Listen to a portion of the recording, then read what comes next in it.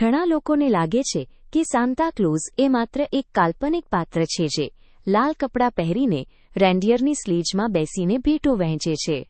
પણ તેની પાછળ એક સાચી અને પ્રેરણાદાયી વ્યક્તિની કહાની છુપાયેલી છે. 4મી સદીમાં તુર્કીમાં સેન્ટ નિકોલ્સ નામના એક બિશપ હતા. તેઓ ખૂબ જ દયાળુ અને ઉદાર હતા. એકવાર એક ગરીબ વ્યક્તિની 3 દીકરીઓના લગ્ન માટે પૈસા નહોતા, તેથી તેઓ ચિંતિત હતા. સેન્ટ નિકોલસે રાત્રે ગુપ્ત રીતે તેમના ઘરની ચીમનીમાંથી સોનાના સિક્કાઓની થેલીઓ નાખી દીધી. આ થેલીઓ ઘરમાં લટકાવેલા મોજામાં પડી ગઈ. આ કારણે જ આજે આપણે નાતાલમાં મોજા લટકાવીએ છીએ અને તેમાં ભેટો મળે છે. સેન્ટ નિકોલ્સની આ ઉદારતાની કહાનીઓ ફેલાતી ગઈ અને તેઓ બાળકોના રક્ષક તરીકે જાણીતા થયા. સમય જતાં યુરોપ અને અમેરિકામાં તેમનું નામ સાન્તા ક્લોઝ બન્યું.